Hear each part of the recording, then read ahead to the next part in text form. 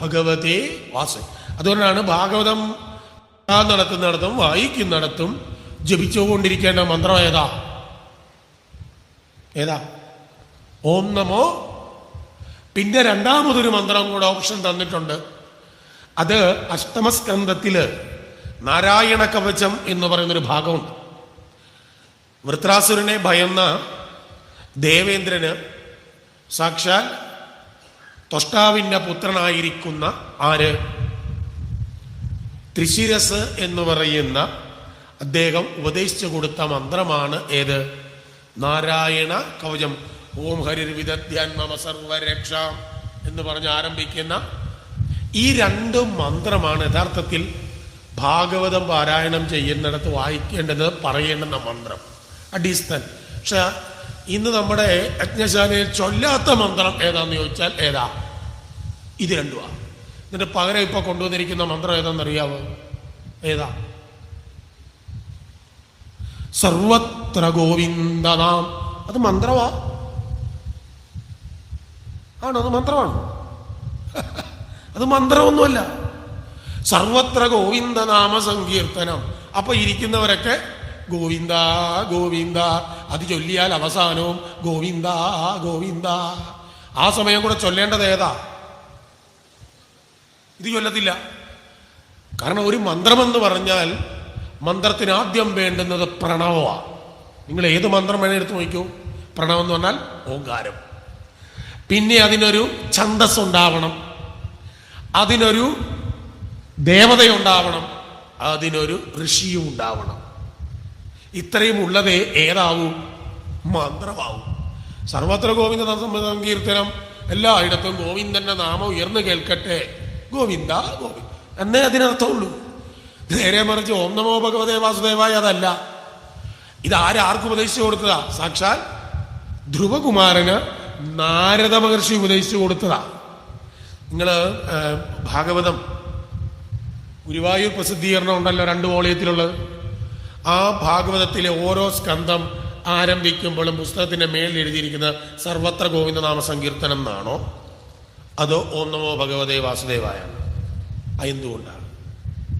ഇപ്പൊ അതും വിട്ടു, ഇപ്പൊ അതും കുറവാ. ഇപ്പൊ പുതിയൊരു മന്ത്രം വേറെ വന്നിട്ടുണ്ട്, രാധേ ശ്യാം. ഇല്ലേ? ഞാൻ പറയാറുണ്ട്, ഈ ഭാഗവതം മൂലം ഭാഗവതത്തിൽ രാധ എന്ന ഒരു കഥാപാത്രത്തെ എടുത്തു കാണിക്കാമെങ്കിൽ ഞാൻ അന്ന് സപ്താഹം നിർത്തും.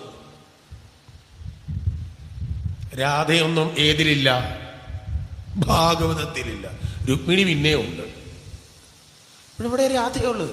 രാധയൊക്കെ വെറും ജയദേവന്റെ സങ്കല്പ കഥാപാത്രമാണ്. ആ രാധയാണ് രാസക്രീഡയുടെ സമയത്ത് ഭഗവാൻ ഒരുത്തിയ തോളയിട്ടുകൊണ്ട് പോയിട്ടുണ്ട്. ആ ഗോപികയ്ക്ക് കൊടുത്ത പേരാണ് ഏത്? രാധ. അതാണ് രാധാകൃഷ്ണ സങ്കല്പം. അത് ഭക്തികാലഘട്ടത്തിൽ വന്നതാ. ഭാഗവതത്തിൽ വ്യാസൻ ആരെ കൊണ്ടുവന്നിട്ടില്ല. ഇതാദ്യം ഒന്ന് അറിയുക. അപ്പൊ പറഞ്ഞത് അതേപോലെ തന്നെ ദേവി ഭാഗവതത്തില് പരാശക്തിയെ നമ്മള് പൂജിക്കാനായിട്ടുള്ള മന്ത്രമാണ്. ആ മന്ത്രത്തിന്റെ പേര് നവാക്ഷരി മന്ത്രം എന്നാണ്. ഓം ഐം ഹ്രീം ക്ലീം ചാമുണ്ടായൈ വിച്ചേ. ഇതാണ് നവാക്ഷരി മന്ത്രം. ഓം നമോ ഭഗവതയോ ദ്വാദശാക്ഷരിയാ. നമശിവായോ പഞ്ചാക്ഷരി മന്ത്രമാണ്. ഇങ്ങനെ ഓരോന്നിനും ഓരോ. അതിൽ നവാക്ഷരിയാണ് ഓം ഐം ഹ്രീം ക്ലീം ചാമുണ്ടായേ വച്ച്. അതിലെ ആദ്യത്തെ ബീജമന്ത്രമാണ് അവിടെ ഉയർന്നു കേട്ടത്, ഹ്രീം. അതിനെ പിന്നെ വ്യാഖ്യാനിക്കും ഭാഗവതത്തിൽ തന്നെ. ഹകാരം കൊണ്ട് പരാശക്തിയുടെ സ്ഥൂലരൂപമാണ്, രേഭം കൊണ്ട് പരാശക്തിയുടെ സൂക്ഷ്മരൂപമാണ്, ഈകാരം കൊണ്ട് പരാശക്തിയുടെ കാരണശരീരമാണ്, അനുസ്വാരം കൊണ്ട് പരാശക്തിയുടെ ലിംഗശരീരമാണ്. അപ്പൊ സ്ഥൂല സൂക്ഷ്മ കാരണ ലിംഗശരീരം. അപ്പോ എന്തായി? ഏതു തരത്തിലും ദേവിയുടെ സ്വരൂപത്തെ പറഞ്ഞു എന്നാണ് ഹ്രീം എന്ന അക്ഷരം കൊണ്ട് മനസ്സിലാക്കുക. അപ്പോ ഓം ആ ഹ്രീം എന്ന ബീജമന്ത്രമാണ് അന്തരീക്ഷത്തിൽ ഉയർന്നു കേട്ടത്. അപ്പോൾ ഇവർക്ക് തോന്നി ഇതേതോ ഒരു മന്ത്രമാണ്, ഇതിനെന്തോ കഴിവുണ്ട്. അല്ലെ പിന്നെ ഇങ്ങനെ കേൾക്കുമല്ലോ. ഉമ്മമാർ രണ്ടുപേരും കൂടെ എന്ത് ചെയ്യാൻ തുടങ്ങി? ചുമ്മാ ഇരുന്ന് ഹ്രീം ഹ്രീം ഹ്രീം എന്നും പറഞ്ഞ് ജപിച്ച് 10,000-ഓളം വർഷം അങ്ങനെ കഴിഞ്ഞു എന്നാണ്. അങ്ങനെ ഒരു ദിവസം ഈ ക്രീം എന്നങ്ങോട്ട് അവർ ജപിക്കുകയും അപ്പോൾ തന്നെ ആകാശത്തൊരു മിന്നൽ പിണർ ഉണ്ടാവുകയാണ്. അപ്പോൾ അവർ ഉറപ്പിച്ചു ഇതൊരു മന്ത്രം തന്നെയാണ്. അങ്ങനെ അത് ജപിച്ച് അവസാനം സാക്ഷാൽ പരാശക്തി അവരുടെ മുമ്പിൽ പ്രത്യക്ഷപ്പെട്ടു. അപ്പൊ ചോദിച്ചു, നിങ്ങൾക്ക് എന്താണ് വരം വേണ്ടത്? അപ്പൊ ഇവര് ചോദിച്ചു, ഞങ്ങൾക്ക് മരണം ഉണ്ടാവരുത്. അപ്പൊ ദേവി പറഞ്ഞ ആ പരിപാടിയില്ല. ജാതസ്യ ധ്രുവോ മൃത്യു ധ്രുവം ജന്മമൃതസ്യ തസ്മാത് അപരിഹാര്യർത്ഥ എന്ന് ഭഗവത്ഗീത. ജനിച്ചവന് എന്തുണ്ട്? മരണമുണ്ട്. മരിച്ചവന് വീണ്ടും ജനനവുമുണ്ട്. അപ്പൊ പിന്നെ അത് നടപ്പില്ല. അപ്പൊ പിന്നെ ഇവരാലോചിച്ചു, പിന്നെ ഏതാ മരണം ഉണ്ടാവാതിരിക്കാൻ കുറെ കാലം? അപ്പോഴാണ് ഇവര് പറഞ്ഞത്, അങ്ങനെയാണെങ്കിൽ ഞങ്ങൾക്കൊരു അനുഗ്രഹം തരണം. എന്താണത്? ഞങ്ങൾ ആഗ്രഹിക്കുമ്പോഴേ ഞങ്ങൾക്ക് ഉണ്ടാകാവൂ മരണം. കാരണം എന്താ? ലോകത്ത് ഒരുത്തരും ആഗ്രഹിക്കാത്തൊരു കാര്യമാണ് ഏത്? നമ്മളൊക്കെ ചുമ്മാ പറയും, ഓ എനിക്ക് ഇവിടുന്ന് അങ്ങ് പോയാ മനസ്സോടെയാ ആണോ? ഒരാളും മനസ്സോടെയല്ല. എത്ര കാലവും കൂടെ ജീവിച്ചിരിക്കാമോ അല്ലേ? അംഗംഗളിതം ഫലിതം തൊണ്ടം ദശനവിഹീനം നാസാരം വൃദ്ധോയാദി ഗൃഹീത്വാദണ്ഡം തദപിന മുഞ്ചതി ആശാവേണ്ടം.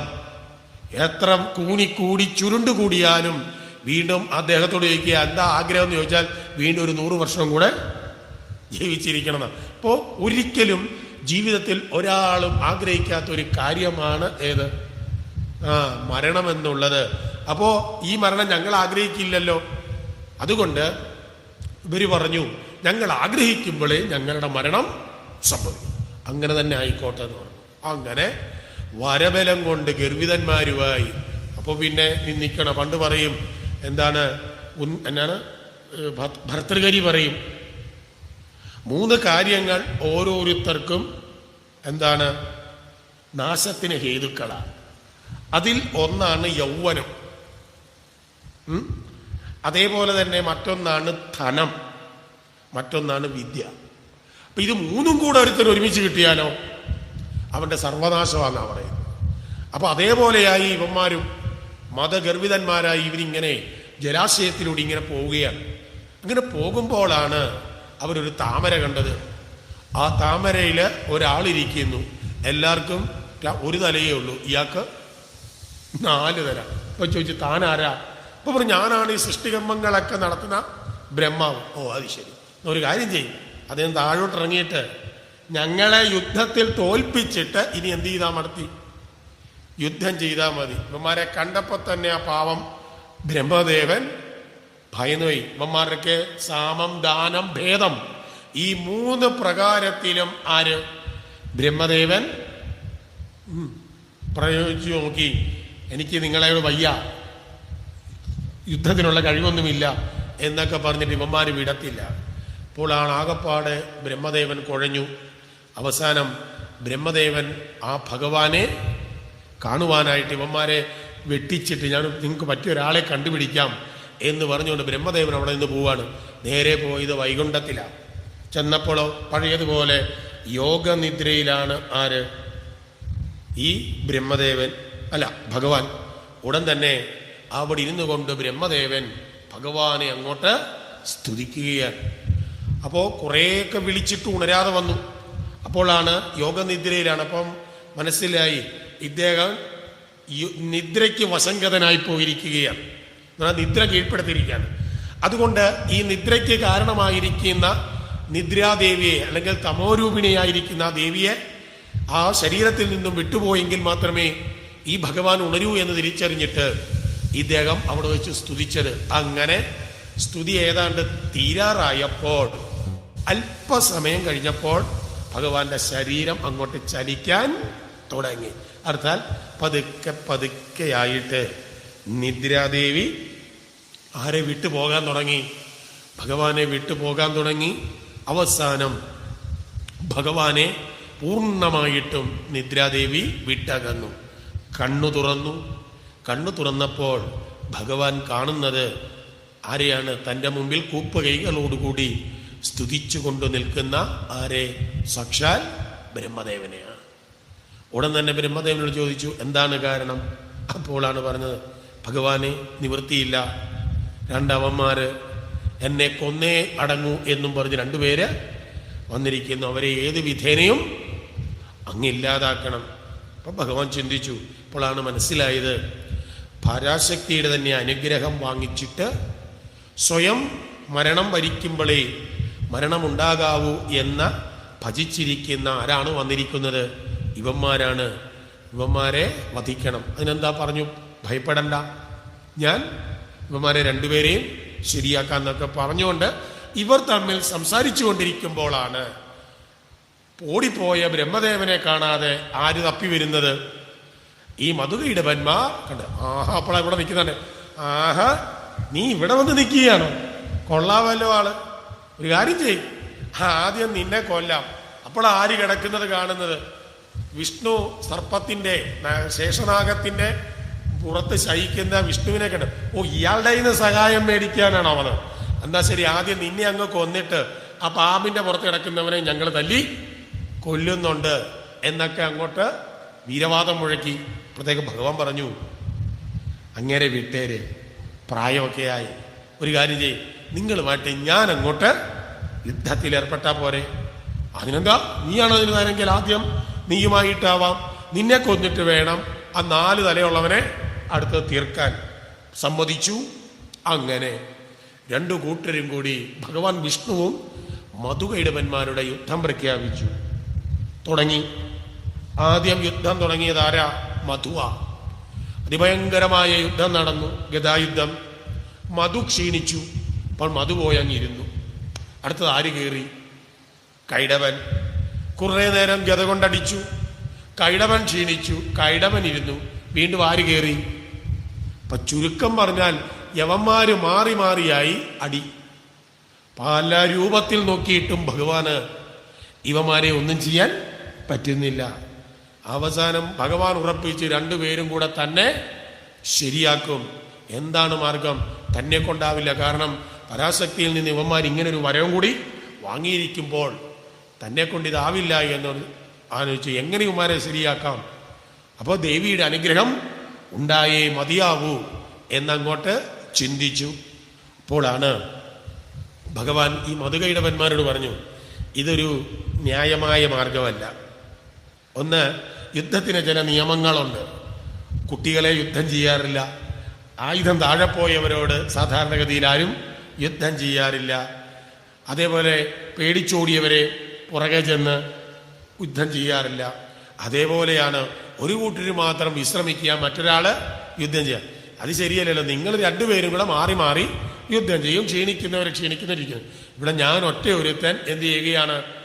ഒരു റെസ്റ്റും ഇല്ലാതെ യുദ്ധം ചെയ്യുന്നത്. ഇതൊന്നും ശരിയായ പരിപാടിയല്ലല്ലോ. അതുകൊണ്ട് എനിക്കും എന്ത് കിട്ടണം? റെസ്റ്റ് കിട്ടണം എന്ന് പറഞ്ഞു. അപ്പോൾ അവരോർത്ത്, ശരിയാണല്ലോ പറയുന്നത്, ന്യായമുണ്ട്. എന്നാ ശരി, എന്നാ താൻ പോയി കുറച്ചു നേരം റെസ്റ്റ് എടുക്ക, എന്നിട്ട് നമുക്ക് ആരംഭിക്കാം എന്ന് പറഞ്ഞു. അങ്ങനെ വിഷ്ണു റെസ്റ്റ് എടുക്കാൻ പോയി. ആരെ ധ്യാനിക്കുകയാണ്? പരാശക്തിയെ അങ്ങോട്ട് ധ്യാനിക്കാൻ തുടങ്ങി. ഇതങ്ങോട്ട് ആരും പറഞ്ഞു കഴിഞ്ഞപ്പോൾ ഈ ശൗനകാദികൾ സംശയം ചോദിച്ചു, അല്ല, ഞങ്ങൾ കേട്ടിരിക്കുന്നത് വിഷ്ണുവാണ് എല്ലാവരെക്കാളും കേമനെന്നാണ്. അങ്ങനെ ഇരിക്കുമ്പോൾ ഈ വിഷ്ണു പിന്നെ എന്തിനാണ് പരാശക്തിയെ ധ്യാനിക്കാൻ പോയത് എന്ന് ശൗനകാദികള് സൂതനോട് ചോദിച്ചപ്പോൾ സൂതൻ പറഞ്ഞു, ഈ കാര്യത്തിൽ സനകാദികൾക്ക് പോലും ഉത്തരം തരാൻ അറിയില്ല. കാരണം ഈ 3 ത്രിമൂർത്തികളിലും 3 തരത്തിലുള്ള ശക്തികൾ ആവാഹിക്കപ്പെട്ടുകൊണ്ടാണ് അവർ 3 പേരും എന്ത് ചെയ്യുന്നത്? 3 കർമ്മങ്ങൾ, സൃഷ്ടി, സ്ഥിതി, ലയം, 3 കർമ്മങ്ങളും ചെയ്യുന്നത്.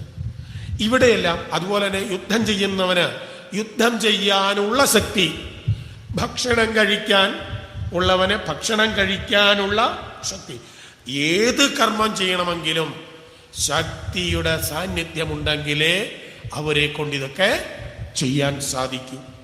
അതുകൊണ്ട് ശക്തി വിഹീനങ്ങളായി നിൽക്കുന്നതെല്ലാം ഒരു കർമ്മവും ചെയ്യാൻ പറ്റാത്തവരാണ്.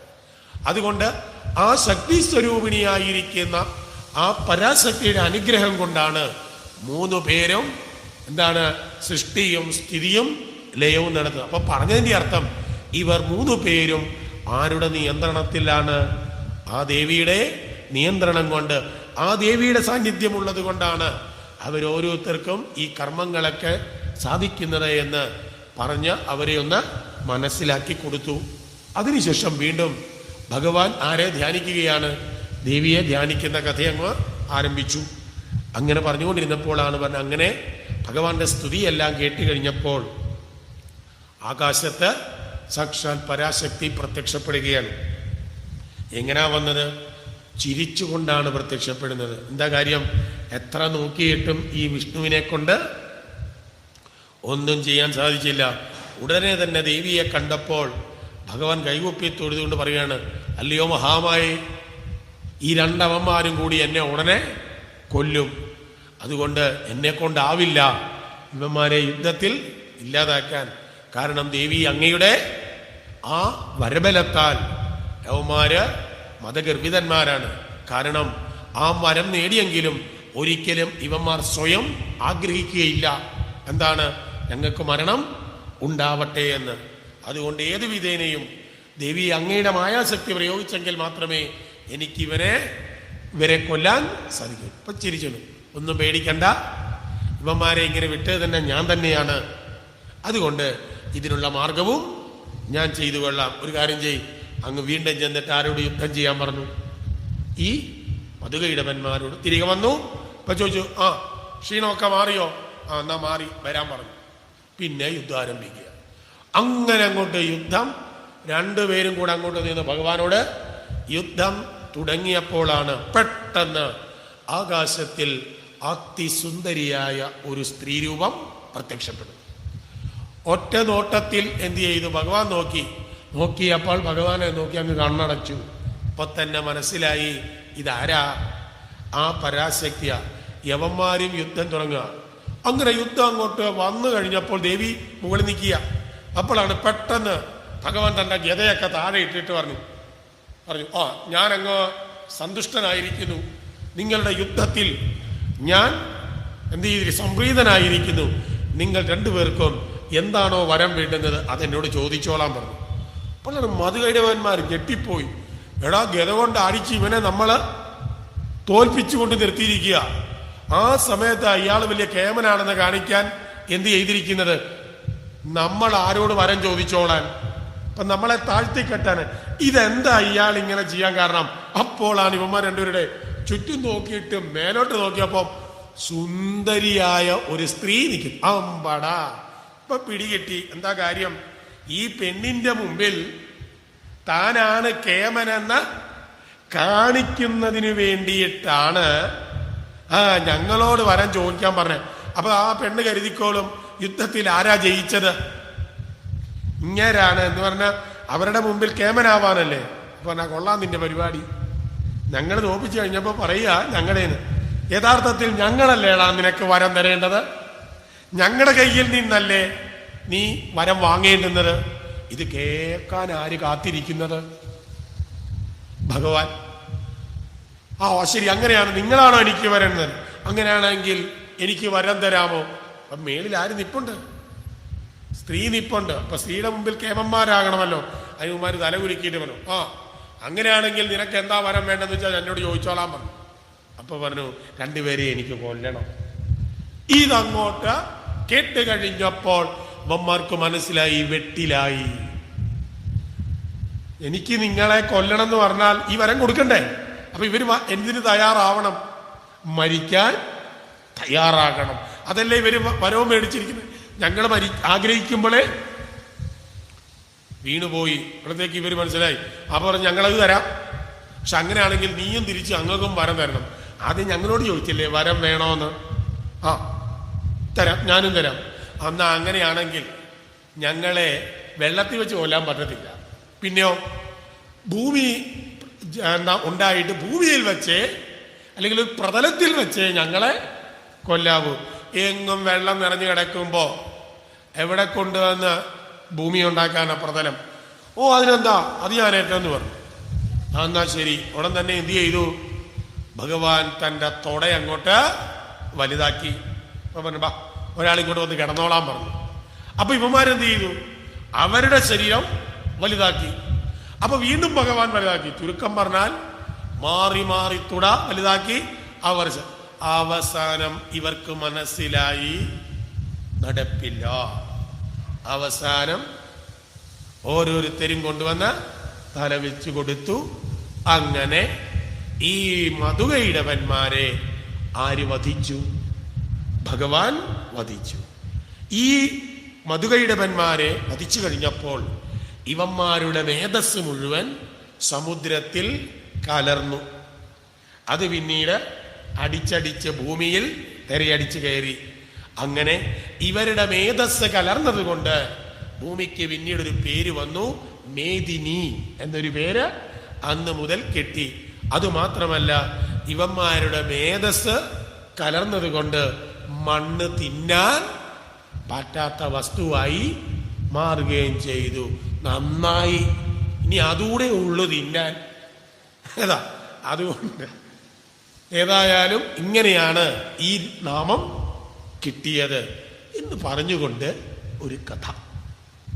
ആദ്യത്തെ കഥ നമ്മൾ കേട്ടു. ഹയഗ്രീവന് പറഞ്ഞു, ഞാൻ പറഞ്ഞു 5 ജ്ഞാനേന്ദ്രിയങ്ങളെ ഉപാസകൻ നിയന്ത്രിക്കണം. ഈ കൂട്ടത്തിൽ ഏതാ? ജ്ഞാനേന്ദ്രിയങ്ങളുടെ കൂട്ടത്തിൽ ഒരുത്തനുണ്ട്. അവൻ ആളൊന്നേ ഉള്ളൂ, പണി 2 പണിയാ ചെയ്യും. ഒരാള് ബാക്കി എല്ലാരും 2 പേരാ, 1 പണിയാ. കണ്ണെത്രയാ? എത്ര കണ്ണാ? നമ്മൾ ചിലർക്ക് പറയാം അവന്റെ പുറകിലും കണ്ണാണ്, അല്ലേ? സാധാരണഗതി 2 കണ്ണ്. ഈ 2 കണ്ണുകൊണ്ടും കാണുന്നത് 1, അതോ 2 2 കാതുകൊണ്ടും കേൾക്കുന്നത് 1, 2 ദ്വാരം കൊണ്ടും ശ്വസിക്കുന്നതും അറിയുന്ന ഗന്ധവും അല്ല. ഈ ദ്വാരം കൊണ്ട് സുഗന്ധം, ഇതുകൊണ്ട് ദുർഗന്ധം, അങ്ങനെ ഉണ്ടോ? ഇല്ലല്ലോ. ശരീരം, മുഖം മുഴുവനുള്ളതാണ് ത്വക്ക്, അതുകൊണ്ടും അറിയുന്ന വിഷയം 1. ആ കൂട്ടത്തിൽ ഒരാളുണ്ട്. ആരാ? നാക്ക്. എത്ര പേരുണ്ട്? നാക്ക് എത്ര ഉണ്ട്? ഒന്നേ ഉള്ളൂ. ഇത്രേ ഉണ്ട്. അതായിക്കോട്ടെ. നാക്കൊന്നേ ഉള്ളൂ, പക്ഷെ ചെയ്യുന്ന പണിയോ 2 പണികളാ. ഒന്ന് ഭക്ഷണം രുചി അറിയുക, മറ്റൊന്ന് സംസാരിക്കുക, അല്ലെ? സംസാരിക്കുക, രുചി അറിയുക. അപ്പൊ ഇത് നോക്കുക, 2 പേർക്ക് 1 പണി, ഒരുത്തന് 2 പണി. സോഷ്യലിസം ആണോ? അല്ല. അപ്പം മിക്കവാറും നിയന്ത്രിക്കാൻ പാടാരെയായിരിക്കും? 1 പണി ചെയ്യുന്നവരെ നിയന്ത്രിക്കാനാണോ പാട്, അതോ 2 പണി ചെയ്യുന്നവനെയാണോ? 2 പണി. അപ്പൊ ഏറ്റവും ബുദ്ധിമുട്ട് ആരെ നിയന്ത്രിക്കാനാ? അങ്ങനല്ലേ? ശരിയല്ലേ? ഈ കണ്ണും കാതും ഒക്കെ പാവാ, ഇവനെ നിയന്ത്രിക്കാനാ പാട്. ഇതേപോലെ കർമ്മേന്ദ്രിയത്തിൽ ഒരുത്തനുണ്ട്. ആളൊന്നേ ഉള്ളൂ, പണി 2. ആലോചിച്ചാ കിട്ടും. മനസ്സിലായി? 2 പണി ചെയ്യുന്ന ആരാ? ഉപസ്ഥം അല്ലെങ്കിൽ ലിംഗം. ഒന്ന് മൂത്രവിസർജ്യം ചെയ്യുന്നു, മറ്റൊന്ന് അടുത്ത സൃഷ്ടി. അതിന് ഈ 2 പണിയാ. ഈ 2 പണി ചെയ്യുന്ന ഇവരെ നിയന്ത്രിക്കാനാണ് പാട്. അപ്പൊ ജ്ഞാനേന്ദ്രിയങ്ങളുടെ കൂട്ടത്തിലും 2 പണി ചെയ്യുന്ന ഒരുത്തനുണ്ട്, കർമ്മേന്ദ്രിയങ്ങളുടെ കൂട്ടത്തിലും 2 പണി ചെയ്യുന്ന ഒരുത്തൻ ഉണ്ട്. അതുകൊണ്ട് ഇവന്മാരെ 2 പേരെയും നിയന്ത്രിക്കാനാണ് പാട്. ആരാണോ ഇവന്മാരെ 2 പേരെയും നിയന്ത്രിക്കുന്നവൻ, അവൻ ഇന്ദ്രിയ നിഗ്രഹം നേടിയെന്നാ പറയുക. അതുകൊണ്ട് ഉപനിഷത്ത് പറഞ്ഞു, ജിഹ്വോപസ്ഥ ജയോ ജയ. ഏതൊരുത്തനാണോ ജിഹ്വയെയും ഉപസ്ഥത്തെയും ജയിച്ചത്, അവൻ ആരായി? ഇന്ദ്രിയ നിഗ്രഹം നേടിയവനായി. സന്യാസിയായാ പോലും ഏത് നടക്കില്ല? ഇത് നടക്കുവോ? പുറമേയുള്ള വേഷമൊക്കെ ഉള്ളൂ. എത്രയോ ആളുകളെ ഇവിടെ അടുത്തല്ലായിരുന്നു ഒരു ബിഷപ്പ് അല്ലേ? ബിഷപ്പിനെ പിടിച്ചില്ലേ? നമ്മളൊക്കെ എല്ലാ വിഭാഗത്തും, ഒരു വിഭാഗത്തിലല്ല, എല്ലാ മതത്തിലും ഉണ്ട്. എന്താണ് ഈ ഇന്ദ്രിയ നിഗ്രഹം സാധിക്കുക എന്ന് പറയുന്നത്? അത്ര എളുപ്പമുള്ളതാ? സാക്ഷാൽ വിശ്വാമിത്രൻ സാധിച്ചില്ല, പിന്നല്ലേ ഇനിയിപ്പോ പറയാൻ പോവുക. വിശ്വാമിത്രൻ തപസ്സും എല്ലാം ചെയ്ത് വന്നപ്പോഴാ ആരെ കണ്ടത്? വീണുപോയി. വസിഷ്ഠൻ, എത്ര പേര് പുരാണങ്ങളിലെ കഥകളിലെല്ലാം വ്യാസം വീണില്ലേ, പരാശരം വീണില്ലേ, പിന്നെ വീഴാത്ത ഒരാളേ ഉള്ളൂ, വ്യാസന്റെ മോൻ ശുഗൻ. അല്ലാതെ വേറെ ആരും വീഴാതിരുന്നിട്ടില്ല. അപ്പോ ഈ രണ്ട് ഇന്ദ്രിയം, അതിൽ ജ്ഞാനേന്ദ്രിയത്തിലെ ഈ ആളാണ് ആര്? ജിഹ്വ എന്ന് പറയുന്നതാണ്. ഒരാളെ ഒരു സ്ഥലത്താ, പണി രണ്ടാ, അല്ലേ? ഇവിടെ കഥയിലും പറഞ്ഞ അങ്ങനല്ലേ? ആ ഭഗവാനിൽ നിന്നാണ് രണ്ട് കാതുകളിലൂടെ ആര് വന്നത്? കർണമലം. അതിൽ നിന്നാണ് ആരുണ്ടായത്? മധുവും. അപ്പൊ തുടക്കം ഒന്നിൽ വന്നപ്പോൾ രണ്ട്, അല്ലേ? അതിലൊരുത്തന്റെ പേര് മധു. ഒരുത്തൻ ആരാ? കൈടം. മധു എന്ന് പറഞ്ഞ എന്താണ്? തേൻ. കൈടഭവോ?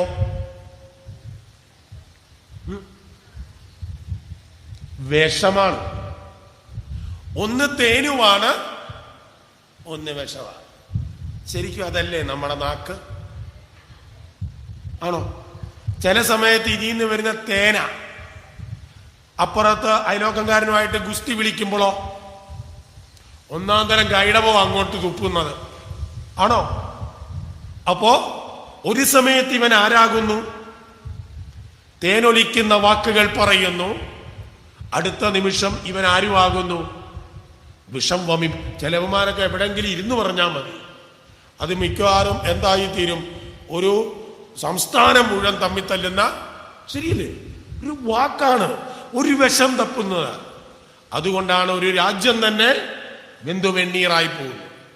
അപ്പോൾ ഇതിനെ നിയന്ത്രിക്കാൻ ആണ് ആര്? അത് ഒരാളെ കൊണ്ട് പറ്റില്ല. ഇവിടെ ഭഗവാനെ കൊണ്ട് മാത്രം സാധിച്ചില്ല, പിന്നെ ആരുടെ സഹായവും കൂടെ വേണ്ടി വന്നു? ദേവിയുടെ. അതുകൊണ്ടാണ് മധുകൈടഭാരി. യഥാർത്ഥത്തിൽ മധുകൈടവന്മാരെ കൊന്നതാരാ? ഭഗവാനാ. അതുകൊണ്ട് പേര് ചേരുന്നത് ആർക്കാ? ഭഗവാൻ. അതുകൊണ്ടാണ് ഭഗവാൻ ആ പേര് കിട്ടിയത്, മധുകൈടഭാരി. നമ്മുടെ അഷ്ടോത്തരശതത്തിലൊക്കെ ഉണ്ട് മധുകൈടഭാരി, ശരിക്കും ഭഗവാൻ. പക്ഷെ അത് കൂടാതെ ദേവിക്കും ഉണ്ട് മധുകൈടഭഗ്നി മാധർമ്മേ മധുകൈടഭോഗ്യ, അല്ലേ? അപ്പൊ പിന്നെ ദേവിയും മധുകൈടവനെ കൊന്നവനെന്നാ പറയുന്നത്. എന്തുകൊണ്ടാ? ആരുടെ സഹായം കൊണ്ടാ ഇവരെ കൊന്നത്? ദേവിയുടെ. അപ്പം മധുകൈടവന്മാരെ കൊന്നതിൽ ആർക്കും പങ്കുണ്ട്. അതുകൊണ്ടാ യഥാർത്ഥത്തിൽ കൊന്നതാരാ? ഭഗവാനാണ്. എങ്കിലും ദേവിയുടെയും കൂടെ സാന്നിധ്യം കൊണ്ടാണ്. അപ്പോ പറഞ്ഞത് എന്തായി? ഈ ജീവനാണ് ഇവിടെ ആര്? വിഷ്ണു. ഈ ജീവനെയാണ് ഈ നാവ് പലതരത്തിൽ ഉപദ്രവിച്ചുകൊണ്ടിരിക്കുന്നത്. നമ്മുടെ ഓരോരുത്തരുടെയും ജീവനെ നമ്മുടെ നാശത്തിലേക്ക് കൊണ്ടുപോകുന്ന ഏതാ? നമ്മുടെ ഈ നാക്കിന്റെ വർത്തമാനമാണ്. ശരിയല്ലേ? നമ്മുടെ നാക്ക്, നമ്മൾ പറയാം നാക്ക് നന്നായാൽ. അപ്പോ ഈ ജീവനെ യഥാർത്ഥത്തിൽ ലക്ഷ്യത്തിലേക്ക് കൊണ്ടുപോകുന്നിടത്ത് ഈ നാക്കാണ് പല സ്ഥലത്തും എതിരായി വർദ്ധിക്കുക. ആ നാവിനെ, ഈ രണ്ട് ഭാവങ്ങളെയും ഇല്ലാതാക്കണം. നാവിനെ ശുദ്ധമാക്കണം. അതിനാരുടെ സഹായവും കൂടെ വേണം? തന്നെ പറ്റില്ല. ദേവിയുടെ. ആരാ ഇവിടെ ദേവി? അത് മനസ്സിലായി. പരാശക്തി. ആരാ? നമ്മിലാരാ? മറ്റാരുമല്ല, നമ്മുടെ ബുദ്ധി. അപ്പൊ ജീവൻ ബുദ്ധിയുടെ സഹായം കൊണ്ട് ഉപാസകൻ എന്ത് ചെയ്യണം? ഇനി ഏറ്റവും ബുദ്ധിമുട്ടുള്ളതായ ഈ രണ്ട് ഇന്ദ്രിയത്തെ, ഏതാ? ഈ നാവെന്ന ഇന്ദ്രിയത്തെ നിയന്ത്രിക്കണം. വളരെ ബുദ്ധിമുട്ടാണ്, രണ്ട് പണി ചെയ്യുന്നുണ്ട്. അതുകൊണ്ട് ഈ നാവിനെ എന്ത് ചെയ്യണം? ബുദ്ധിയോട് ചേർന്നുകൊണ്ട്. ഏതു ബുദ്ധി? വ്യവസായാത്മിക ബുദ്ധി ഏകേക കുരുനന്ദന. ഗീത പറയും ഏത് ബുദ്ധി കൊണ്ട് വേണം? വ്യവസായാത്മികയാക്കിയ ബുദ്ധി, ഏകാഗ്രമാക്കി തീർത്ത ബുദ്ധി, അല്ലെങ്കിൽ സൂക്ഷ്മയാത്വ അഗ്രിയാ ബുദ്ധിയ, സൂക്ഷ്മമാക്കി തീർത്ത, ഏകാഗ്രമാക്കി തീർത്ത ബുദ്ധിയോട് ചേർന്നുകൊണ്ട് ഇനി എന്ത് ചെയ്യണം? ഉപാസകൻ ആദ്യം 5 ഇന്ദ്രിയങ്ങളെ നിയന്ത്രിക്കണം. ആ കൂട്ടത്തിൽ നമുക്ക് ഓരോരുത്തർക്കും ഏറ്റവും പാട് നിയന്ത്രിക്കാനുള്ള ഇന്ദ്രിയമാണ് ഏത്? നമ്മുടെ നാവ്. ആ നാവിനെ നമ്മൾ എന്ത് ചെയ്യണം? ബുദ്ധിയുടെ സഹായത്തോടു കൂടി നിയന്ത്രിക്കണം. എങ്ങോട്ട് പോവുക? 9ാം ദിവസം എവിടെ? ഇതെന്താ ആക്കി മാറ്റണം? ചിന്താമണി ഗൃഹമാക്കാനായിട്ടൊരു ഉപാസകൻ ഇങ്ങനെ ആദ്യം ഇന്ദ്രിയങ്ങളെ നിയന്ത്രിക്കണം. അതിനുശേഷം ബുദ്ധിമുട്ടേറിയിരിക്കുന്ന ആരെ? ഈ പറയുന്ന നാവിനെ. അപ്പോ തികച്ചും 5 ജ്ഞാനേന്ദ്രിയങ്ങളെയും എന്ത് ചെയ്യണം? നിയന്ത്രിക്കണം. അപ്പൊ ദേവീഭാഗവതം വായിക്കാൻ, ഉപാസിക്കാൻ, പഠിക്കാൻ പോകുന്ന ഒരുവൻ ആദ്യം നേടേണ്ടത് എന്താ? ഇന്ദ്രിയങ്ങളെ നിയന്ത്രിക്കണം. അതിനുവേണ്ടി പറഞ്ഞ കഥയാണ് ഏത്? ഹയഗ്രീവന്റെയും എടുത്തു പറഞ്ഞ ആരുടെ? മധുവിന്റെയും. മധുത്തേൻ കൈടഭം വിഷം. ശരിയല്ലേ? ഭഗവാന്റെ ഒരു സ്ഥലത്തു നിന്ന് തന്നെ വന്നിട്ട് ആ 2 പ്രവൃത്തി ചെയ്ത്, നാക്കും ഒരു സ്ഥലത്ത് എന്ന് തന്നെയാ, പക്ഷെ പ്രയോഗിക്കുമ്പോൾ 2 സ്വഭാവങ്ങളെ കാണിച്ചു എന്നർത്ഥം. മനസ്സിലായി? അങ്ങനെ ഈ കഥയെല്ലാം കേട്ട് കഴിഞ്ഞപ്പോൾ വീണ്ടും വ്യാസൻ തൻ്റെ പുത്രൻ ഉണ്ടാകുന്നതിനെ പറ്റി സംസാരിച്ചപ്പോൾ നാരദ മഹർഷി പറഞ്ഞു, മേരു പർവ്വതത്തിൽ പോയി സാക്ഷാൽ പരാശക്തിയെ ഭജിക്കാൻ പറയുകയാണ്.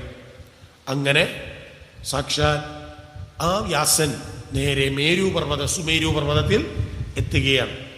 അവിടെ ഇരുന്നു കൊണ്ട് ആ ദേവിയെ ഭജനം ആരംഭിച്ചു. അങ്ങനെ ഭജനം ആരംഭിച്ചു വന്നപ്പോൾ ആരുടെ? ഈ വ്യാസന്റെ തപശക്തി കൊണ്ട് ഇന്ദ്രലോകത്തിലെ പലതും അനങ്ങാൻ വയ്യാത്ത അവസ്ഥയായി.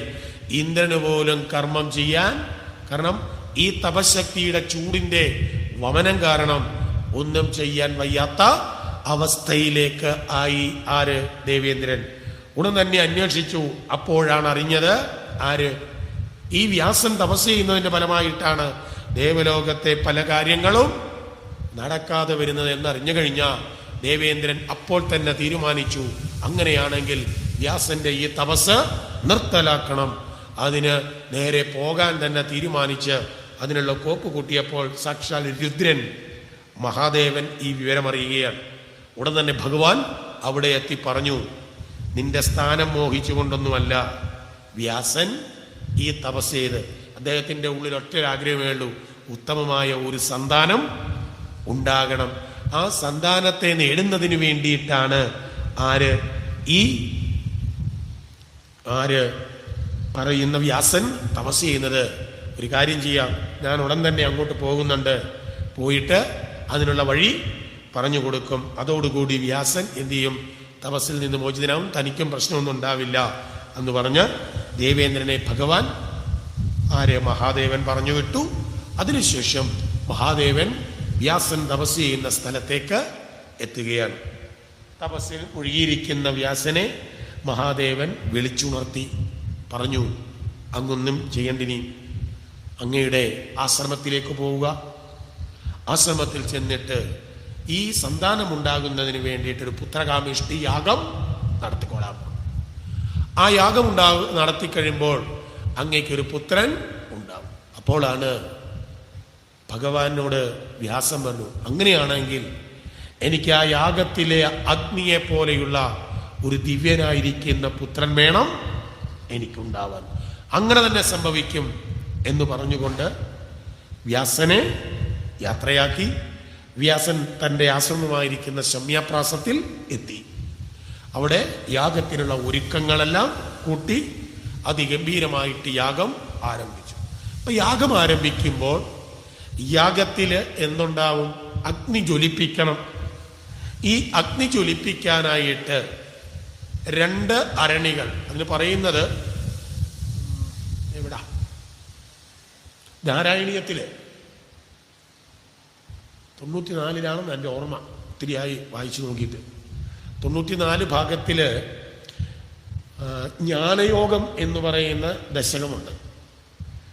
ആ ദശകത്തില് ഉദ്ധവോപദേശം പറയുന്നിടത്ത് 2 തരത്തിലുള്ള അരണിയുണ്ടെന്നാണ്. അതിൽ ഉത്തമമായി ഉത്തര അരണിയുമുണ്ട്, അതേപോലെ തന്നെ അധര അരണിയുമുണ്ട്. അധരം എന്ന് പറഞ്ഞാൽ മേൽച്ചുണ്ട. അധരം എന്ന് ഒരു വാക്കുണ്ട്, അധരം. അധരം എന്നാൽ മുകളിലത്തെ എന്ന അർത്ഥം. ഉത്തരം താഴെ. അപ്പൊ 2 തരത്തിലാണ് അരണി വെക്കുക. അതായത് കടയാൻ ഉപയോഗിക്കുന്ന അരണിക്കമ്പ, കടയുന്നത് ആരെയാ? അറിയണേ. അപ്പൊ പറയും അധര അരണി കൊണ്ട് ഉത്തര അരണിയെ ചുഴിഞ്ഞിറങ്ങുമ്പോൾ അതിൽ നിന്നും അഗ്നി ഉണ്ടാവുമല്ലോ. ഇവിടെ അധര അരണി ഗുരുവും ഉത്തര അരണി ശിഷ്യനുമാണ്. ആ ശിഷ്യനെയാണ് ആര്? ഗുരു കടയുന്നത്. അപ്പോഴാണ് അതിൻ്റെ ഉള്ളിൽ നിന്നും ഏതഗ്നി? ജ്ഞാനാഗ്നി പുറത്തേക്ക് വരുന്നത് എന്ന് ദശകത്തിൽ പറയുന്നുണ്ട്. അതേപോലെ ഇവിടെ എന്ത് ചെയ്യുക? മുകളിലും അരണി വെച്ചു, താഴെയും വെച്ച് അരണി ഇങ്ങനെ കടയാൻ ആരംഭിച്ചു. ആര്? ഈ വ്യാസൻ. അപ്പോഴാണ് ചെറിയ ചെറിയ സ്ഫുലിംഗങ്ങൾ അരണിയിൽ നിന്നും വരാൻ തുടങ്ങി. അപ്പോൾ ആലോചിച്ചു, എനിക്കുണ്ടാകുന്ന കുഞ്ഞും ഏതുപോലെ ആവണം? ഈ അരണിയിലെ അഗ്നി പോലെ. കാരണം അഗ്നിക്ക് 2 കഴിവുണ്ട്. ഒന്ന്, അഗ്നി പ്രകാശിപ്പിക്കും. അത് മറ്റുള്ളവയെ പ്രകാശിപ്പിക്കുകയും ചെയ്യും, സ്വയം പ്രകാശിക്കുകയും ചെയ്യും അഗ്നിക്ക്. മറ്റൊന്ന്, എല്ലാ മാലിന്യങ്ങളെയും അകത്താക്കും, എന്നിട്ട് ശുദ്ധമാക്കും. എന്നാൽ ആ മാലിന്യങ്ങളൊന്നും ആരെ ബാധിക്കത്തുമില്ല, അഗ്നിയെ ബാധിക്കും. എന്ന് പറഞ്ഞാൽ അറിവുള്ളവൻ അറിവില്ലാത്തവരുടെ അശുദ്ധിയൊക്കെ മാറ്റിയെടുക്കും. ആ ഉപദേശിച്ചെല്ലാം അവനെ നല്ലതാക്കും. അങ്ങനെ ഉപദേശിച്ച് കഴിഞ്ഞിട്ട് ഗുരു ശിഷ്യന്റെ പരിപാടിയാവുമോ? യഥാർത്ഥ ഗുരു മോശമായിരിക്കുന്ന ശിഷ്യനെ പറഞ്ഞു മനസ്സിലാക്കി നന്നാക്കും. ശിഷ്യന്റെ ഗുണം എന്തെങ്കിലും ബാധിക്കുമോ? ഇപ്പൊ ശിഷ്യൻ നന്നാവുകയും ഗുരു 6:30 മണിക്ക് പോവുക, പഴയ ശിഷ്യന്റെ പരിപാടിയിലേക്ക് പോകും. അങ്ങനെയാണ് അഗ്നി എല്ലാ മാലിന്യങ്ങളെയും എന്ത് ചെയ്യുന്നു? കത്തിച്ച് ശുദ്ധമാക്കും. പിന്നെ ആ മാലിന്യം അഗ്നിയെ ബാധിക്കുമോ?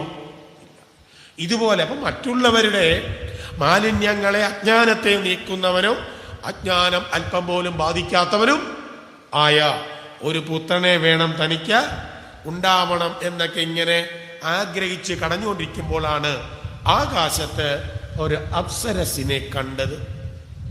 അവരുടെ പേര് ഘൃതാജി എന്നായിരുന്നു. അപ്പൊ വ്യാസൻ ആലോചിച്ചു, ഇപ്പൊ കടയൊന്നും വേണ്ടല്ലോ, പിന്നെ ഇവളെ അങ്ങ് കല്യാണം കഴിച്ചാ പോരെ, ഒരു സന്താനം. ഞാൻ മുമ്പേ പറഞ്ഞതേ ഉള്ളൂ, ഇവളെ കല്യാണം കഴിച്ചാൽ ഒരു പുത്രൻ ഉണ്ടായി. ആ പുത്രനെ കൊണ്ട് പിന്നെ കാര്യങ്ങളൊക്കെ പെട്ടെന്ന് കൊടുത്തു. വേണ്ട. പിന്നെ ആളുകൾ പറയും 90 വയസ്സായപ്പോൾ ആര് വീണുപോയി? വ്യാസനും വീണുപോയി എന്ന് പറയും. തന്നെയല്ല, കുറെ കഴിയുമ്പോൾ അപ്സരസ ഇവള് മാർച്ച് 31 അവധി, എന്താണ് ബാങ്കുകാർ കണക്കെടുക്കാൻ 31 അവധിയല്ലേ എന്ന് പറഞ്ഞാൽ മാർച്ച് 31 ദേവലോകത്ത് കണക്കെടുപ്പാ. അന്ന് ഭൂമിയിൽ പോയിരിക്കുന്ന അപ്സരസുകളെല്ലാം എന്താണ് തിരിച്ചവിടെ എത്തണമെന്ന് വ്യവസ്ഥയുള്ള. അപ്പൊ പിന്നെ അവള് പിന്നെ എന്നെ ഇട്ടേച്ച് പോകും. പിന്നെ ഇവളെ കുറിച്ച് ഓർത്തോർത്ത് ഞാൻ നടക്കേണ്ടി വരും. പണ്ട് ഇതേപോലെ ഒരുത്തിയുടെ പിന്നാലെ ആര് പോയി? പുരൂരവസ് എന്ന് പറയുന്ന രാജാവ് ഒരിക്കൽ ഉർവശി വശഗതനായിട്ട് ഉർവശി ഉപേക്ഷിച്ചു പോയപ്പോൾ ആ ഉർവശിയുടെ പിന്നാലെ ഉർവശിയെ ഉർവശിയെ എന്ന് വിളിച്ച് കരഞ്ഞുകൊണ്ട് പോയതുപോലെ ഞാനും ഘൃതാജിയെ ഘൃതാജിയെ എന്ന് പറഞ്ഞ് വിളിച്ച് നടക്കേണ്ടി വരും. അത് വേണ്ട എന്നങ്ങോട്ട് സൂതൻ പറഞ്ഞു നിർത്തിയപ്പോൾ ഉടൻ ശൗനകാദികൾ വെച്ചു, അതാരാ ഈ പൂരൂരവസ്? ഈ ഉർവശി ആരാ? അപ്പൊ പിന്നെ ഏത് കഥ പറയണം? ഇതാ ഇങ്ങനെയാ ദേവീഭാഗവതം ഒരു കഥ പറഞ്ഞു വരുമ്പോൾ ഉപകഥകൾ അങ്ങനെ കയറി കയറി വരിക. അപ്പോഴാണ് ഉർവശിയെ പറ്റി പറയണം, പുരൂരവസിന്റെ ജന്മത്തെ പറ്റി പറയണം. അപ്പൊ പിന്നെ ആ പുരൂരവസിന്റെ ജന്മവൃത്താന്തം പറയുകയാണ്. ദേവന്മാരുടെ ഗുരുവായിരുന്നു ബൃഹസ്പതി. അദ്ദേഹത്തിന്റെ ഭാര്യയുടെ പേരാണ് താര. ഒരിക്കൽ ചന്ദ്രന്റെ കൊട്ടാരത്തിൽ ദിവ്യമായ ഒരു യാഗം ആരംഭിക്കുക. അപ്പൊ ദേവഗുരുവാണല്ലോ ബൃഹസ്പതി. അതുകൊണ്ട് ബൃഹസ്പതിയെ വിളിച്ചു വരുത്തി എന്താണ് യാഗം നടത്തും. ഓ ശരി, യാഗമെല്ലാം ഫിക്സ് ചെയ്തു. അന്നേരം ബൃഹസ്പതി എന്ത് ചെയ്തു? അതിസുന്ദരിയായ തന്റെ പത്നിയെയും കൂട്ടിക്കൊണ്ടാണ് ആരുടെ യാഗത്തിന് പോകുന്നത്? ചന്ദ്രന്റെ യാഗത്തിന് കൊണ്ടുപോയത്. അപ്പൊ എന്താണ്, താര ഒരു കസേരയിൽ അങ്ങനെ ഇരിക്കുക, ബൃഹസ്പതി എന്ത് ചെയ്യുക? ഹോമകുണ്ടത്തിലേക്ക് ഓരോന്നും ഹോമിച്ചോണ്ടിരിക്കുക. യജമാനായിട്ടിരിക്കുന്ന ആരാ? അതിസുന്ദരനായിരിക്കുന്ന ചന്ദ്രൻ. അറിയാമല്ലോ, അലങ്കാരത്തിന് പോലും ഉപമിക്കുന്നത് ആരെയാ? നവയന്ദ്ര വിളങ്ങുന്നു ചന്ദ്രനെ. അപ്പം സൗന്ദര്യത്തിന് ഫസ്റ്റ് ആർക്കാ? എപ്പോഴും അങ്ങനെയുള്ള അതിസുന്ദരനായ ചന്ദ്രനാണ് ഇരിക്കുന്നത്. ഇപ്പുറത്ത് കസേരയിരിക്കുന്നത് ആര്? അതിസുന്ദരിയായ താര. ഇങ്ങനെ ഹോമിച്ചുകൊണ്ടിരിക്കുമ്പോഴെല്ലാം ചന്ദ്രൻ ആരെ നോക്കിക്കൊണ്ടായിരിക്കുന്നത്? താരയെ. തിരിച്ച് താരയും ആരെ തന്നെയാണ് നോക്കുന്നത്? ചന്ദ്രൻ. ചുരുക്കം പറഞ്ഞാൽ കണ്ണെറിഞ്ഞ് അവര് തമ്മിൽ അല്പം ലോഹ്യത്തിലായി പോയി. പാവം ഇങ്ങനെന്ത് ചെയ്യുക? കോരിച്ചോണ്ടിരിക്കുക. യാഗമെല്ലാം കഴിഞ്ഞു. ബൃഹസ്പതി ദക്ഷിണയൊക്കെ കൊടുത്തു. പോകാൻ തുടങ്ങിയപ്പോൾ താര പറഞ്ഞു, ഞാനിപ്പം വരുന്നില്ല. അതെന്താ? ഞാൻ കുറച്ചു നാളൂടെ ഇവിടെ ഒന്ന് കൂടിയിട്ടേ വരുന്നുള്ളൂ. അപ്പൊ ഇതെന്താന്ന് തിരക്കി. അപ്പോഴാണ് ബൃഹസ്പതിക്ക് കാര്യം പിടികിട്ടിയ. പറഞ്ഞില്ല, ഞാൻ കൂട്ടിക്കൊണ്ടുപോകും. അപ്പൊ ചന്ദ്രൻ പറഞ്ഞു, അവൾ ഇവിടെങ്ങാനും ഇരിക്കട്ടെ, അവൾക്ക് ആഗ്രഹം കാണില്ല ഈ സുഖങ്ങളൊക്കെ ഒന്ന് അനുഭവിക്കാൻ. കുറച്ചു ദിവസം താര ഇവിടെ നിന്നിട്ട് കുറച്ചു ദിവസം കഴിയുമ്പോൾ ആരങ്ങ് വന്നോളും, താര അങ്ങ് വന്നോളും എന്നൊക്കെ പറഞ്ഞ് ഒരിക്കൽ വിടത്തില്ല എന്ന് മനസ്സിലായി. മനസ്സോടെ ബൃഹസ്പതി എങ്ങോട്ട് പോയി? തന്റെ ആശ്രമത്തിലേക്ക് പോയി. മാസം 1 ആര് വന്നിട്ടില്ല? താര വന്നു. ഓടൻ തന്നെ കോപിഷ്ഠനായിട്ട് ആരിങ്ങോട്ട് വരികയാണ്? ബൃഹസ്പതി. എടാ ചന്ദ്ര, എത്രയും വേഗം എന്റെ ഭാര്യ വിട്ടു തന്നോണമെന്ന് പറഞ്ഞു എന്നൊക്കെ പറഞ്ഞ് ഇങ്ങോട്ട് കോപിച്ചപ്പോൾ പറഞ്ഞു, യോഗ്യനായ ബ്രാഹ്മണന് ക്രോധം ചേർന്നതല്ല.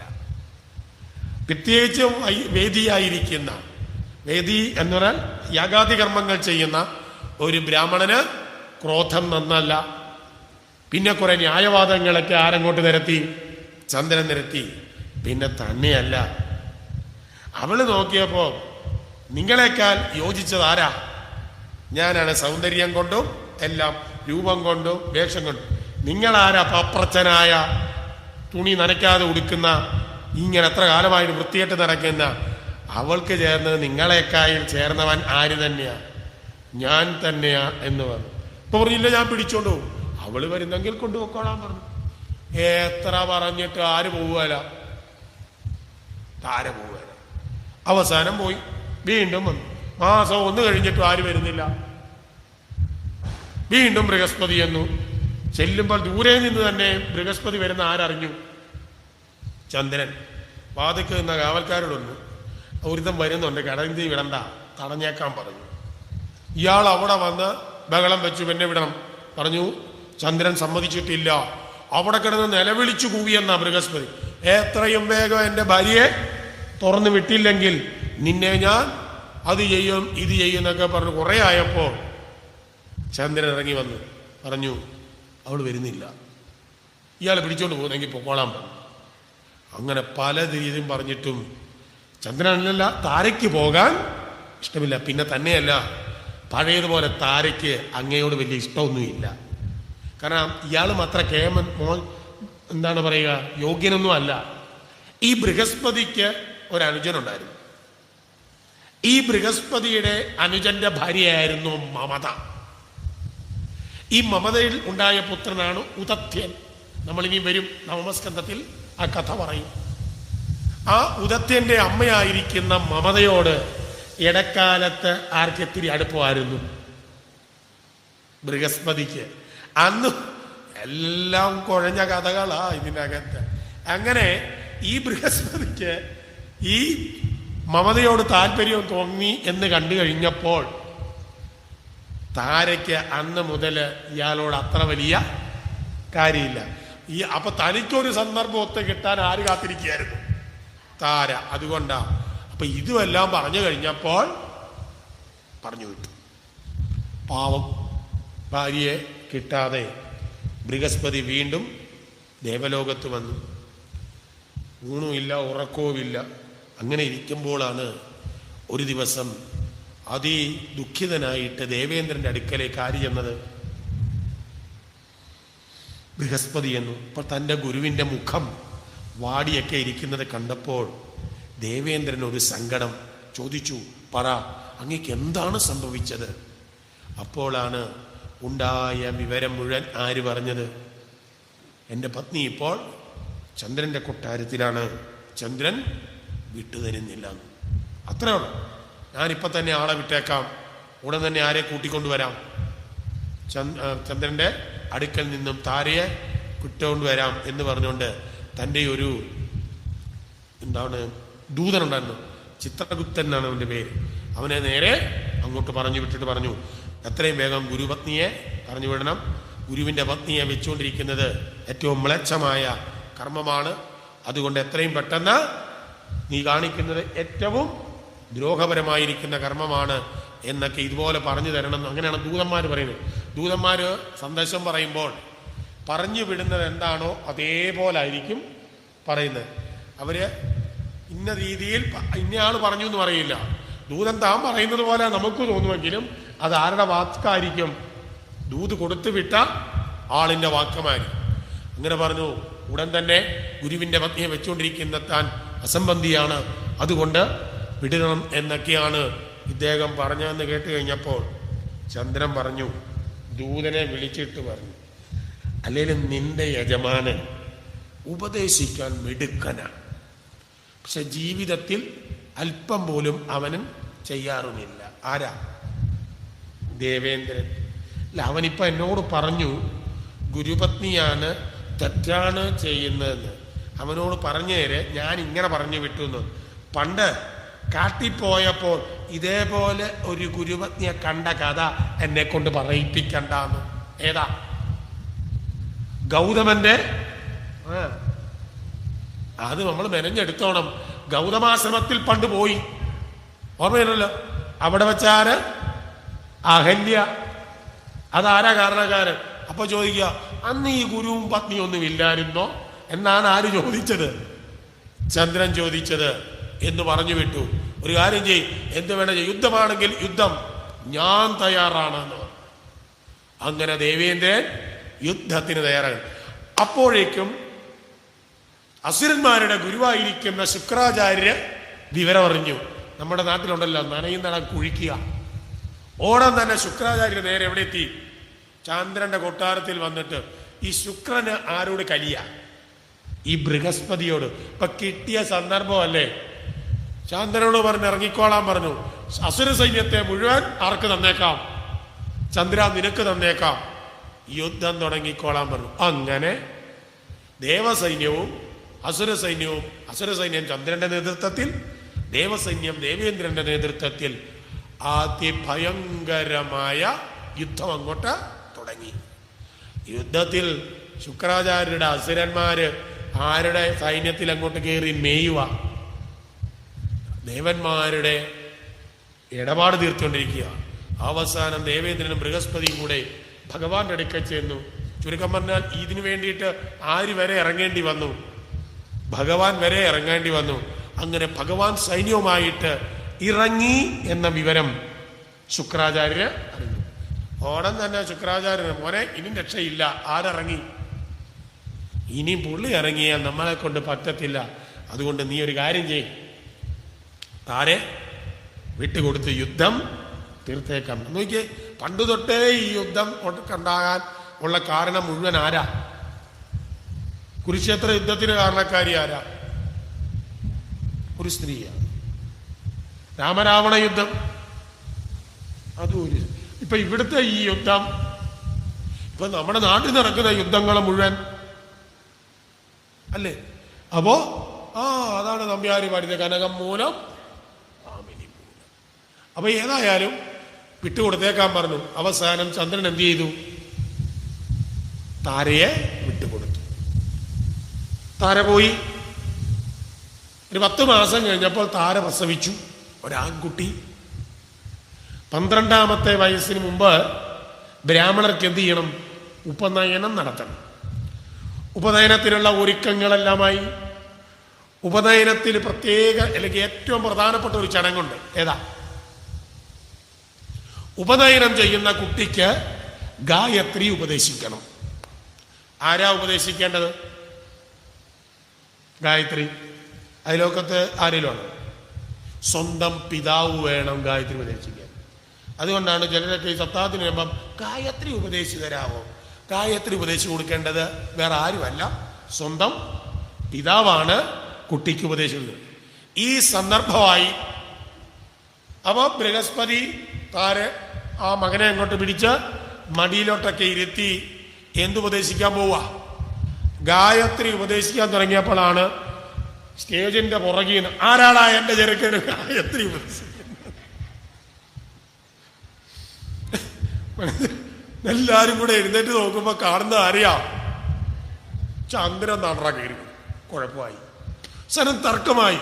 ബൃഹസ്പതി പറഞ്ഞു എന്റെ മകനാ, ചന്ദ്രൻ പറഞ്ഞു അല്ല, അന്ന് DNA ഇല്ല. ഏതായാലും അതിഭയങ്കരമായ തർക്കം അങ്ങ് തുടങ്ങി. അവസാനം ഇതിനൊരു തീരുമാനം ഉണ്ടാണല്ലോ. അവിടെ വെച്ച് ബ്രഹ്മാവ് ഇടപെട്ടു. ഇനി ഒരൊറ്റ മാർഗമേ ഉള്ളൂ. ഈ കുട്ടിയുടെ പിതാവാണെന്ന് ആര് പറയണം? അമ്മ. അതുകൊണ്ടാണ് മാതാ പിതാ. അതുകൊണ്ടാണ് മാതാവ് ചൂണ്ടിക്കൊടുക്കുന്നവനാണ് അച്ഛൻ. അല്ലാതെ കുട്ടിക്ക് ജീവിതത്തിൽ സ്വന്തം അച്ഛനെ അറിയില്ല. ആ കുഞ്ഞിനറിയാവുന്ന സ്വന്തം അമ്മയാ. അമ്മ ചൂണ്ടിക്കാണിച്ചു കൊടുക്കുന്നവനാണ് കുഞ്ഞിന്. അല്ലെ? അങ്ങനല്ലേ? അല്ലാതെ നേരെ മറിച്ച് കുഞ്ഞ് ജനിച്ചു കഴിഞ്ഞാൽ അമ്മയെ വിളിക്കും. കറക്റ്റ് അറിയാം. അച്ഛൻ അങ്ങോട്ട് ചെന്ന് പിതാവേ എന്ന് വിളിക്കാറുണ്ടോ? ഇല്ല. ഈ കുഞ്ഞിനെ പറഞ്ഞു പഠിപ്പിക്കുന്നത് ആരാ? അമ്മയാ. മോനെ നിന്റെ അല്ലേ? അങ്ങനല്ലേ? അപ്പോ അതുകൊണ്ട് പറഞ്ഞു ഇതിന് തീരുമാനം എടുക്കാൻ ആരെ കൊണ്ടേ പറ്റൂ? എന്താണ്? താരയെ കൊണ്ടേ. അപ്പൊ ചോദ്യം വന്നു, താര നീ പറ, ആരാണ് നിന്റെ ഈ കുഞ്ഞിന്റെ പിതാവ്? താര വലിയ ശബ്ദത്തിലല്ല, പതുക്കെ വന്നു, ചന്ദ്രനാന്ന് പറഞ്ഞു. ഏതായാലും ചന്ദ്രൻ എന്ത് പറഞ്ഞു കൊടുത്തു? ഗായത്രിയൊക്കെ പറഞ്ഞു കൊടുത്തപ്പം ബൃഹസ്പതി പറഞ്ഞു നീ കൊണ്ട് പോകാൻ പറഞ്ഞു, എനിക്ക് വളർത്താൻ പറ്റുകയുള്ളത്. അങ്ങനെ ഈ ചന്ദ്രൻ ഈ കുഞ്ഞിനെയും കൂട്ടിക്കൊണ്ട് പോയി. ആ കുട്ടി പിന്നെ ചന്ദ്രന്റെ കൊട്ടാരത്തിൽ വളരുകയാണ്. ആ കുട്ടിയുടെ പേരായിരുന്നു ബുധൻ.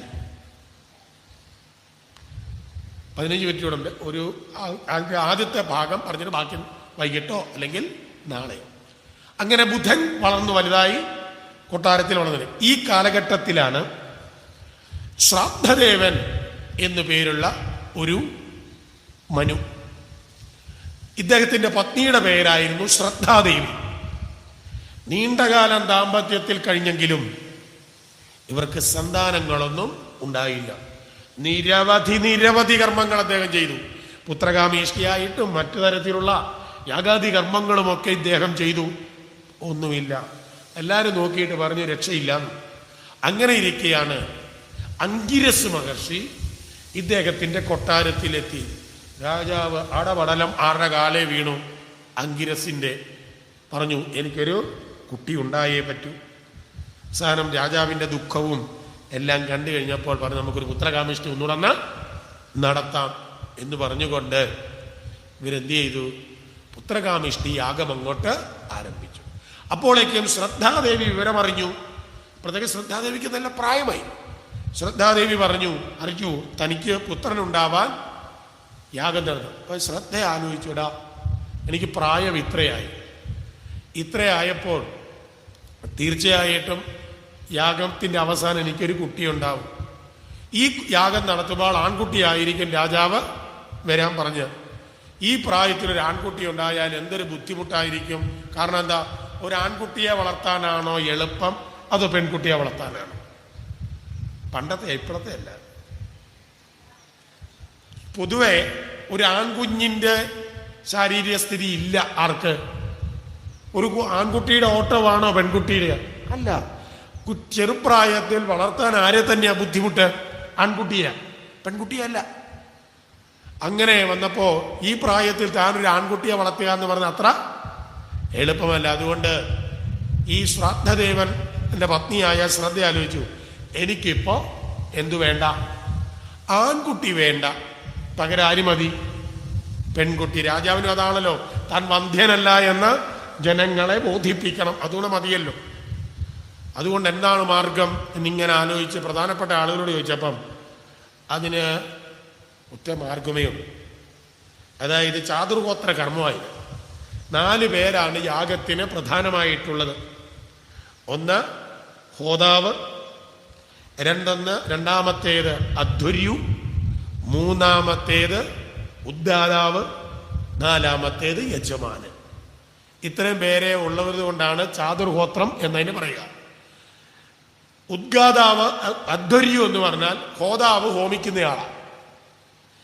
അതേപോലെ തന്നെ അധ്വര്യു എന്ന് പറയുന്ന ആളാണ് വേദമന്ത്രം ചൊല്ലുന്നത്. അദ്ദേഹം ഉറക്കെ ഒരു തവണ ഇല്ലും. അതേ സമയത്ത് തന്നെ ഒരാൾ ഏറ്റു ചൊല്ലണം ഈ വേദമന്ത്രം. ആ ആളിന്റെ പേരാണ് ഉദ്ഗാതാവ്. പിന്നെ യജമാനൻ നടത്തുന്നതാണ്. ഇപ്പൊ പറഞ്ഞു, ഈ യാഗാദി കർമ്മങ്ങൾക്കെല്ലാം പുത്രൻ ഉണ്ടാകുന്നതിന് വേണ്ടിയിട്ടാകുമ്പോൾ മന്ത്രം ചൊല്ലുമ്പോൾ എല്ലാം പുല്ലിംഗത്തിലായിരിക്കും ചൊല്ലുക. ആ മന്ത്രങ്ങളൊക്കെ പകരം എന്താക്കിയാൽ മതി? സ്ത്രീലിംഗമാക്കിയാൽ മതി. നോയിക്കോണം, മന്ത്രം മാറിപ്പോകാനുള്ള കുഴപ്പമാണ്. അങ്ങനെ ഏർപ്പാടാക്കി. അപ്പോൾ രാജ്ഞി എന്നിട്ട് ഈ ഉദ്ഗാതാവിനോട് അധ്വര്യുവിനോടും പറഞ്ഞു, മന്ത്രം ചൊല്ലുമ്പോൾ എല്ലാം ആകാരാന്തം, അകാരാന്ത പുല്ലിംഗം എന്താക്കേക്കണം? ആകാരാന്തം. ഇപ്പൊ എന്താണ്? കുമാരഹ എന്നുള്ളതാണെങ്കിൽ എന്ത് ചെയ്താൽ മതി? ഇകാരാന്തം കുമാരി നാട്ടിയേക്കണം എന്നൊക്കെ പറഞ്ഞു. അങ്ങനെ ഇവർ രണ്ടുപേരും കൂടെ എന്ത് ചെയ്തു? ലിംഗം മാറ്റി ചൊല്ലി. യാഗമെല്ലാം തീർന്നു. യാഗാവസാനത്തിൽ പ്രസാദമായിട്ടൊരു പായസം കിട്ടി. ഇത് കൊണ്ടുവന്ന് ആർക്ക് കൊടുത്തു? തൻ്റെ പത്നിക്ക് കൊടുത്തു. ശ്രദ്ധയെ അത് കഴിച്ചു. 10 മാസം കഴിഞ്ഞപ്പോൾ ശ്രദ്ധാദേവി പ്രസവിച്ചു. ഉണ്ടായത് ആൺകുട്ടിക്ക് പകരം പെൺകുട്ടി. രാജാവിനാകപ്പാടെ സങ്കടമായി. ഇത്രയും കാശും മുടക്കി താൻ ഈ പരിപാടി നടത്തിയ മുഴുവൻ എന്തുണ്ടാവാനാ?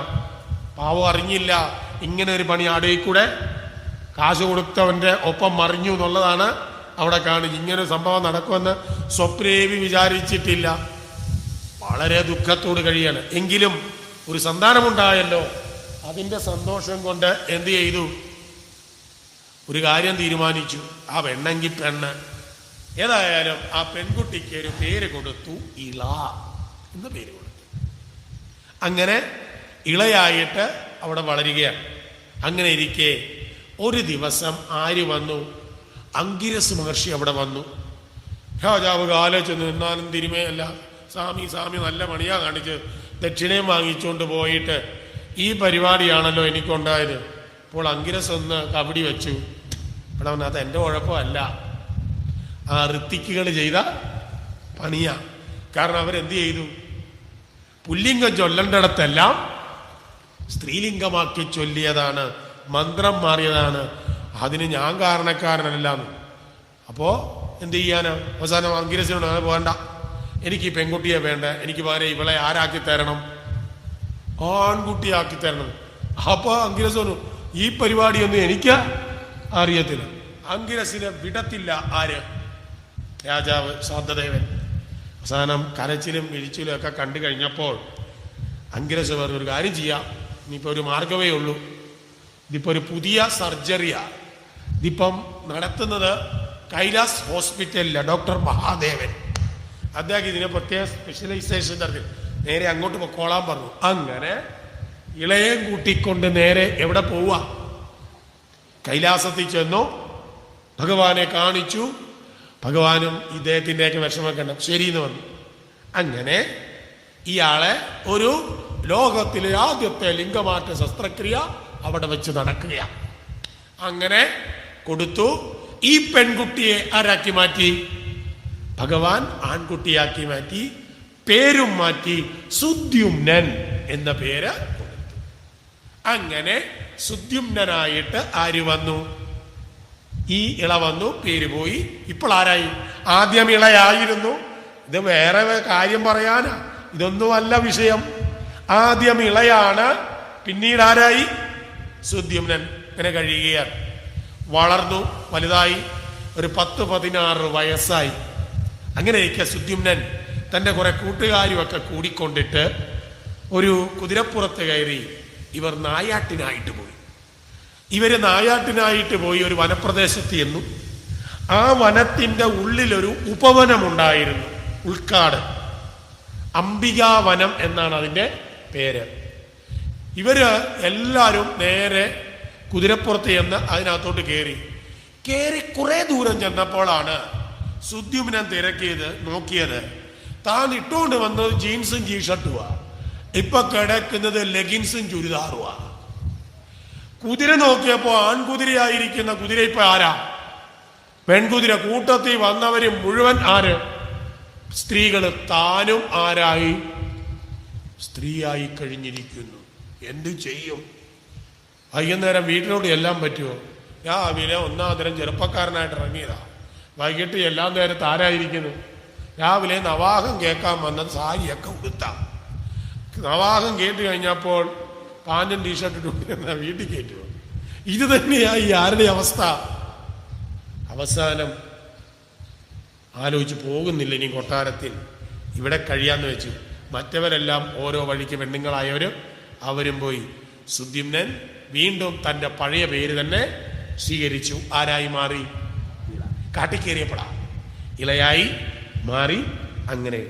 അങ്ങനെ പോകുമ്പോഴാണ് ഒരു ദിവസം, അങ്ങനെ അവിടെ കാട്ടിലിങ്ങനെ വിഹരിക്കുമ്പോഴാണ് നമ്മുടെ താരയിലുണ്ടായ ചന്ദ്രന്റെ ചെറുക്കനുണ്ടല്ലോ, ബുധൻ. യവൻ അവിടെ വന്നു. ആരെ കണ്ടു? സുന്ദരിയായിരിക്കുന്ന ഈ ഇളയെ കണ്ടു. ചോദിച്ചു, നീ ആരാണ്? ഞാനിവിടെ ഇങ്ങനെ കഴിയുന്നതാണ്. പറഞ്ഞു, ഞാൻ ചന്ദ്രന്റെ പുത്രനാണ്, ബുധനാണ്. ഈ സൗന്ദര്യം കണ്ടിട്ട് ആര് വീണുപോയി? ഈ ബുധൻ വീണു. അപ്പൊ ചോദിച്ചു, ഞാൻ നിന്നെ വിവാഹം കഴിച്ചോട്ടെ എന്ന്. ഓ, ആരും തുണയില്ലാതിരിക്കുകയല്ലേ. അങ്ങനെ ബുധൻ ആരെ വിവാഹം കഴിച്ചു? ഈ ഇളയെ. അവരുടെ ദാമ്പത്യത്തിൽ ഒരു പുത്രൻ ഉണ്ടായി. ആ പുത്രന്റെ പേരായിരുന്നു പുരൂരവസ്. ഈ പുരൂരവസാണ് പിന്നീട് ചന്ദ്രവംശം ഉണ്ടായി.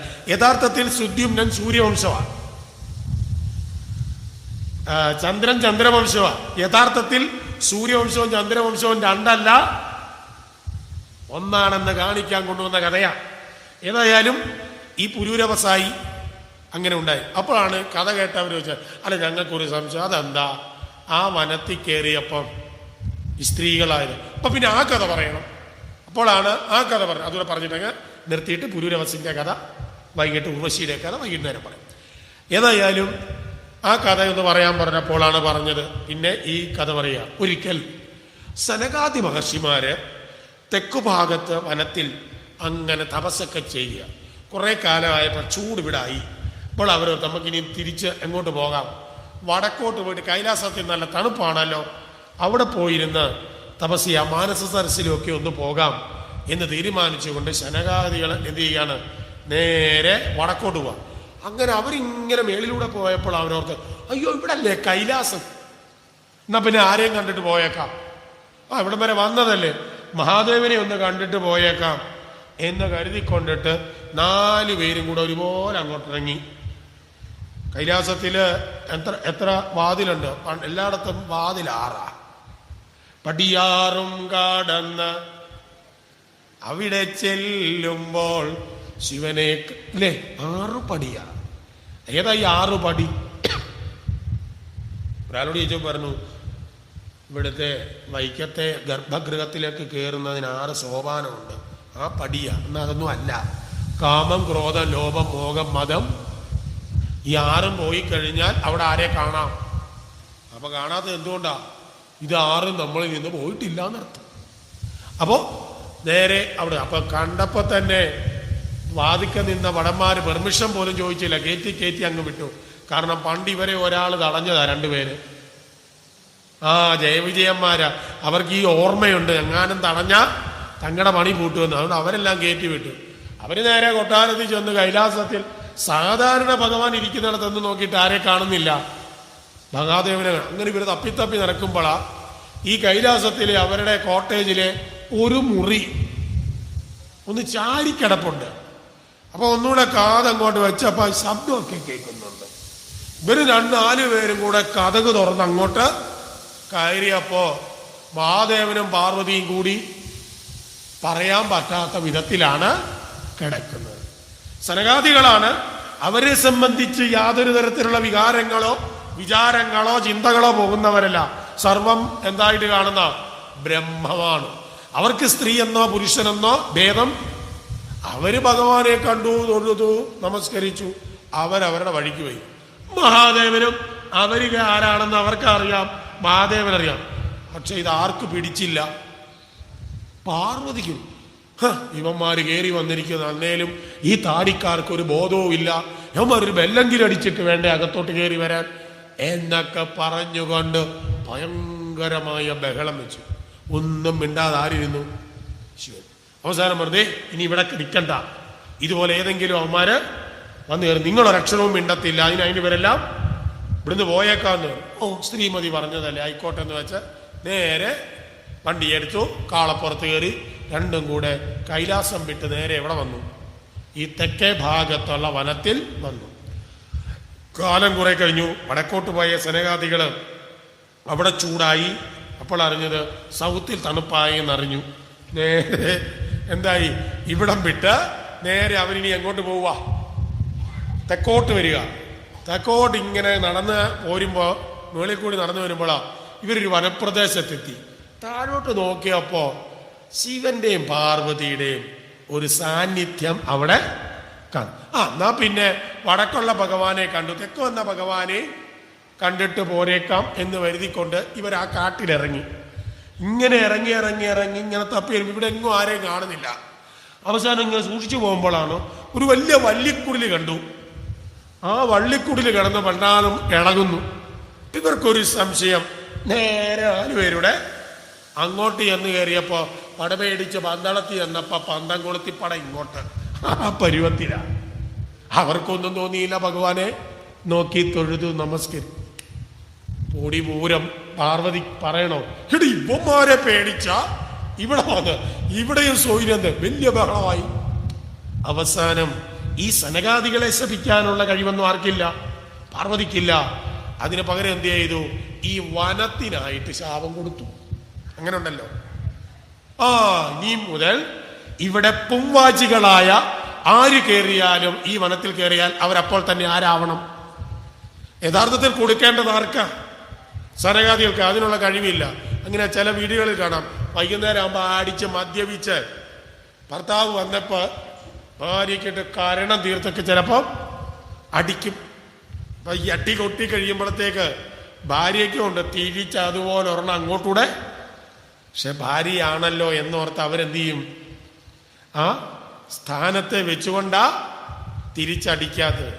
ഈ സമയത്തായിരിക്കും വീട്ടിലെ ചെറുക്കൻ എന്തെങ്കിലും നിർബന്ധം പറഞ്ഞുകൊണ്ട് ആറടിക്ക വരുന്നത്. അമ്മ എടുക്കുവേം കൊടുക്കും 6 പുറത്തിനിട്ട്. ഈ ചെറുക്കന്റെ യഥാർത്ഥത്തിൽ ഈ അടി ചെറുക്കനുള്ളതാണോ അവന്റെ അച്ഛനുള്ളതാണോ?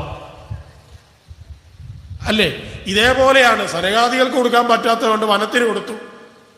പാവം സുദ്യുമ്നനും കൂട്ടുകാരും വന്നപ്പോൾ കണ്ടില്ല ബോർഡ്. എന്താ?